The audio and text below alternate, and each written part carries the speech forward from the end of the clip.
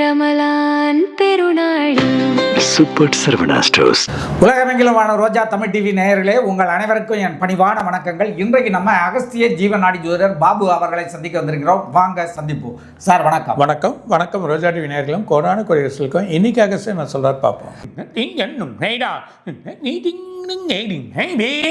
இந்த 3 நாளில் மழை வந்துடும். நாளைக்கு மறுநாள் மழை வருது.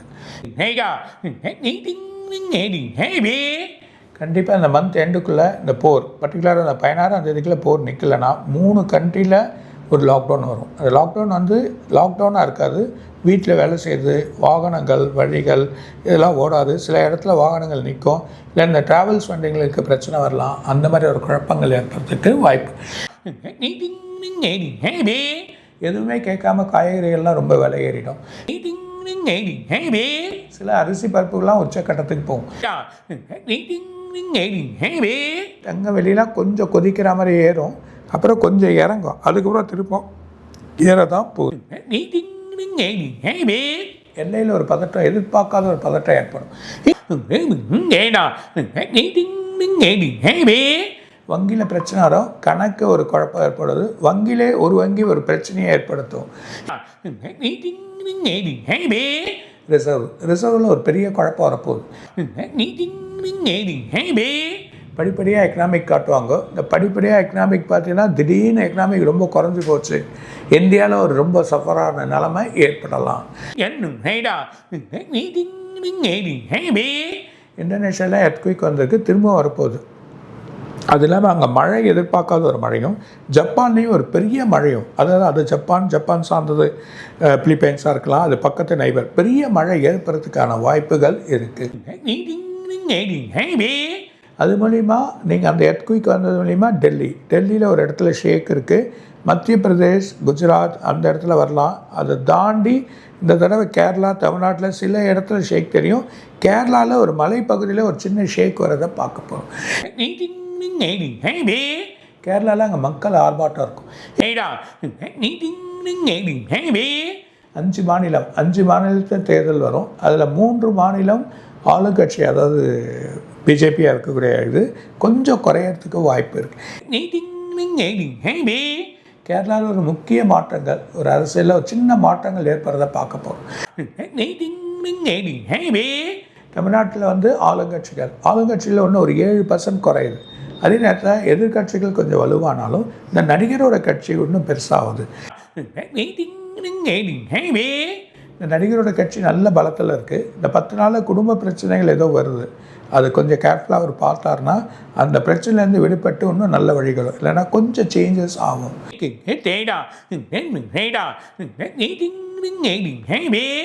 அட்லாண்டாவில் மிகப்பெரிய பனிக்கட்டி உருவிட போகுது. அது பெரிய ப்ராப்ளம். இமயமலையிலும் ப்ராப்ளம். தண்ணி வரைஞ்சி ஓடக்கூடிய நாளாக இருக்கும். நிறைய தண்ணி தான் நிறைய வரப்போகுது. கட்டுக்கடங்காத ஒரு பிரச்சனை, எல்லையில் ஒரு பிரச்சனை. தமிழ்நாட்டோட கடலோரத்தில் இருக்கக்கூடியது, தமிழ்நாடு கடலோரத்தில், இது மூலிமா ஸ்ரீலங்காவுக்கும் ஒரு பிரச்சனை ஏற்பட போகுது. வேலையில்லாத திண்டாட்டம், பணயின்மை, அந்த பிரச்சனைகள் மக்கள் மாறி வந்துடுவாங்க. வேறு கண்ட்ரிலேருந்து மக்கள் வெளியே வரதை நம்ம பார்க்க போகிறோம்.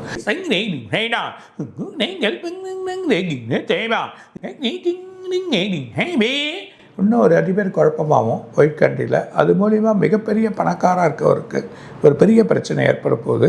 சில குழப்பங்கள் அவங்கள இது பண்ண போகுது. அமெரிக்கா வளாகம், ட்ரம்ப் இருக்க இடத்துக்கு முன்னாடியே ஒரு பெரிய வளாகம் ஒன்று வெடிக்க போகுது. 2 நாடு, அதில் ஒரு நாட்டோட தலைநகரத்தில் இருக்கக்கூடிய முக்கியமான ஒரு பெரிய கோபுரம் கீழே விழுந்துடும். 2 முஸ்லீம் கண்ட்ரியில் பணம் பிரச்சனைகள், உணவு பற்றாக்குறைகள் ஏற்பட்டு மக்கள் அங்கே அவதிப்படுறதை பார்க்க போகிறோம். ஒரு ஆலயத்தோட தேரோ இல்லைன்னா ஒரு இடத்துல ஆலயத்தோட மக்கள் அங்கே ஒரு பிரச்சனையாகி மக்கள் அங்கே அல்லல் படுவாங்க. ஒரு பெரிய குழப்பம் ஏற்படும்.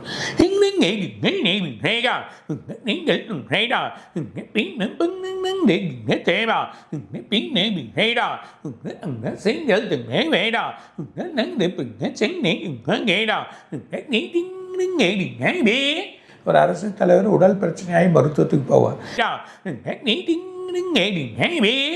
ரெண்டு பெரிய நாடு, ஒன்று லண்டனாக இருக்கலாம், யூரோப், இல்லைன்னா அமெரிக்கா. பெரிய மதிப்பு, டாலர் மதிப்பு ஏறியும் எக்கனாமிக் ப்ராப்ளம் வரும். ஒரு கண்ட்ரியில் முழு கோல்டுமே விற்க போகிறாங்க.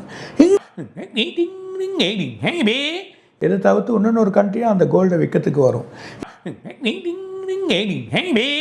இந்த மாதம் 18ஆம் தேதியிலேருந்து 25ஆம் பெரிய கிராஷ் இருக்குது. கோல்டு கேர்ஃபுல்லாக வச்சுக்கோங்க. கோல்டில் கேர்ஃபுல்லாக இருங்க, இல்லைன்னா அதோட வழியை மாற்றி அமைச்சிக்கோங்க. வெப்பம் அதிகமாகிடும். இது வரைக்கும் பார்க்காத வெப்பம் படிப்படியாக ரொம்ப இம்ப்ரூவ் ஆகிடும். ரொம்ப கேர்ஃபுல்லாக இருங்க. வெப்ப சமயத்தில் மழை வரும், ஆனால் மழை வந்து திரும்ப வெப்பம் அதிகமாகிடும். ஸோ தண்ணி நிறைய குடிங்க. வாட்டர் எடுத்துக்க நல்லது. அது நிறைய சுத்தமான வாட்டர்கள். குழந்தைகள், ஸ்கூல் பசங்கள், இந்த பசங்கள்லாம் நிறைய படிக்கிற பசங்களுக்கு வாட்டர் நிறைய கொடுங்க. நிறைய டீஹைட்ரேட் ஆகும். சில ப்ராப்ளங்கள் ஹெல்த்தில் வரப்போகுது. இந்த ஹெல்த்தை காப்பாற்றிக்கான வழியை நம்ம பண்ணுறது நல்லது. 3 கிரகங்கள் ஒன்றா போகும். இந்த 3 கிரகங்கள் ஒன்றா போகிறத பார்க்க போகிறோம். ஒரு வால் நட்சத்திரமும் தோன்ற போகுது. இப்போ வரக்கூடிய சூரிய கிரகணமும் சரி, அதுக்கு அடுத்து சந்திர கிரகணமும் மக்கள் அவதினால. ஸோ இந்த சூரிய கிரகணத்தோட பார்வைகள் சரியில்லை, கிரகணங்கள் வழிகள் வர்றது சில கண்ட்ரியை ரொம்ப பிரச்சனையாக ஆக்கும். ஆயில் பிரச்சனையால் ஒரு கண்ட்ரியில் ஒரு மிகப்பெரிய ஃபேக்ட்ரி உற்பத்தியை நிறுத்திடுவாங்க. ஸோ அந்த மேனுஃபேக்சரிங்ஸ்லாம் நிற்க போகுது. அதெல்லாம் பார்க்க போகிறோம். சில இடத்துல 2 மலைகள், அது ஒரு முக்கியமான பெரிய மலை சரிஞ்சிட போகுது.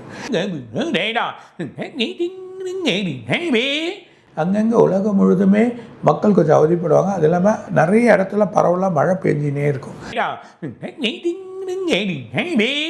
இன்னும் நிறைய இருக்குது. அடுத்த வாரம் படிக்கிறேன். ரொம்ப மகிழ்ச்சி சார். பல நல்ல விஷயங்கள், பல புதிய விஷயங்கள் சொல்லியிருக்கீங்க சார். இன்றைக்கு ட்ரம்ப் வந்து இந்த போர் வந்து இன்னும் 2-3 நாள் நீடிக்கிறதுக்கு வாய்ப்பு இருக்குது அப்படின்னு சொல்கிறேன். 16ஆம் தேதி.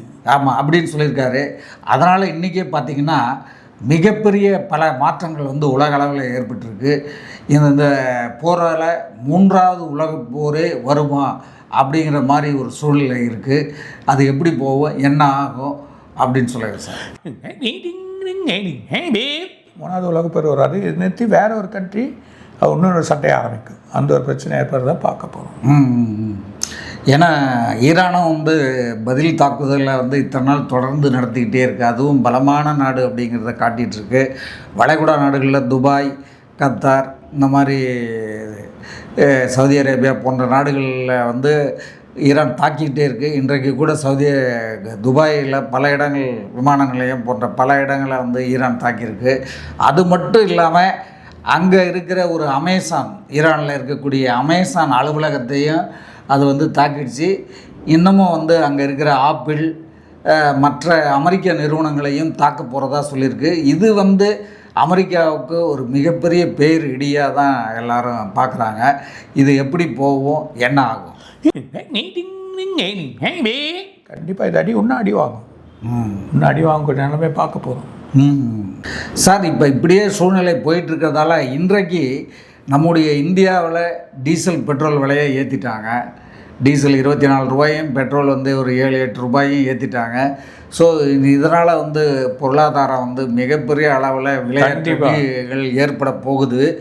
இந்த மாதிரி சூழ்நிலை போயிட்டுருக்கிறத பார்க்கும்போது, ஏன்னா கேஸு, ஆயிலுடைய வரத்தெல்லாம் குறைஞ்சிரும் போல் தெரியுது. இந்த மாதிரி சூழ்நிலை போகிறத பார்த்தா எமர்ஜென்சி டிக்ளேர் பண்ணுவாங்களோ என்னவோ அப்படின்னு ஒரு பயம் வருது சார். எமர்ஜென்சி இந்தியாவில் வருமா என்ன அப்படின்னு சொல்லி? எமர்ஜென்சி வராது. படிப்படியாக மக்கள் எப்படி ட்ராவல் பண்ணோம், எப்படி போகணும், எதை யூஸ் பண்ணணுன்ற அளவுக்கு வந்துடுவாங்க. ஒரு கண்ட்ரோல் நிலைமைக்கு அது ஒரு சின்ன லாக்டவுன் கிடையாது. எல்லாத்தையும் மூடிட மாட்டாங்க. மூடான மாதிரி ஒரு நிலை ஏற்படுறாங்க. படிப்படியாக செய்ய போகிறாங்க. ஏன்னா இந்த போரனுடைய சூழ்நிலை இன்றைக்கு வந்து ரொம்ப தேவையில்லாத முதல் சொன்னதே நம்ம தான். ஆமாம், இந்த போர் வந்து தப்பான போர். இஸ்லாமிய நாடுகளில் போர் வரப்போகுது அப்படின்னு சொன்னீங்க. இந்த போர் வந்ததால் இன்றைக்கி உலகமே வந்து ஸ்தம்பித்து போய் நிற்கிது சார். இது வந்து மிகப்பெரிய ஒரு பாதிப்புகளை உலக அளவில் ஏற்படுத்தியிருக்குது. இந்த மாதிரி சூழ்நிலையால் இன்றைக்கு வந்து பல நாடுகள் வந்து ரொம்ப தவிச்சிக்கிட்டு இருக்காங்க. தங்கம் வெள்ளியினுடைய விலை கூட வந்து நேற்று ஏறுமுகமாக இருந்தது, இன்றைக்கி இறங்கி போச்சு சார். இதனால் வந்து இந்த மார்க்கெட்டில் தங்கம் வெள்ளி மார்க்கெட்டில் ஈடுபடுறவங்க ரொம்ப பாதிச்சிட்டு இருக்காங்க. இது எப்படி போகும், என்ன ஆகும்? 18லேருந்து 25 அதுக்குள்ளே ரொம்ப கேர்ஃபுல்லாக இருங்க. ஏதோ ஒரு கிராஷ் இருக்குது. ஸோ ரொம்ப இறக்கிறதுக்கும் வாய்ப்பு இருக்குது, இல்லை ஏறத்துக்கும் வாய்ப்பு இருக்குது. ஆனால் ஒரு முக்கியமான கிராஷ் இருக்குது. நிறைய பேர் ஷேரில் இருக்கவங்க இல்லை வாங்கி வச்சுருக்காங்கலாம் கொஞ்சம் விற்றுட்டு இப்போ நல்ல ரேட்டு கிடச்சா முடிச்சுக்கோங்க. இந்த ட்ரம்பினுடைய இந்த அறிவிப்பால் 2-3 வாரம் போர் தொடரும் அப்படின்னு சொல்லியிருக்கிறதால ஷேர் மார்க்கெட் வந்து ஒரேடியாக விழுந்து போயிடுச்சு சார். ரொம்ப பயங்கரமான கிராஷ் ஆகிடுச்சு. இது எதிர்காலத்தில் எப்படி ஆகும், என்ன ஆகும்? இந்த மாதம் கொஞ்சம் பரவாயில்ல. 16ஆம் தேதி நிறுத்திட்டாங்கன்னா ஓகே. 20ஆம் தேதியிலேருந்து கொஞ்சம் ஷேர் நல்லாயிருக்கும். பயப்படாது சார். இப்போ தமிழ்நாட்டினுடைய தேர்தல் களம், தேர்தல் திருவிழா பயங்கரமாக சூடு பிடிச்சிது. நீங்கள் ஆரம்பத்தில் 2-3 மாதத்துக்கு முன்னாடி சொன்ன மாதிரியான ஒரு நிலவரம் தான் போயிட்டு இருக்கு. ஏன்னா வந்து பல கட்சிகள், பெரிய கட்சிகள்லாம் ஆட்டம் கண்டு போயிருக்குது. இந்த தேர்தலில் வந்து மிகப்பெரிய மாற்றங்கள் நிகழும் அப்படிங்கிற மாதிரி மக்களுடைய அந்த எழுச்சி இதெல்லாம் பார்க்கும்போது தெரியுது. ஆனால் கருத்து கணிப்புகள்லாம் வேறு மாதிரி சொல்லிகிட்டு இருக்கு. இது எப்படி போகும், என்ன ஆகும் சார்?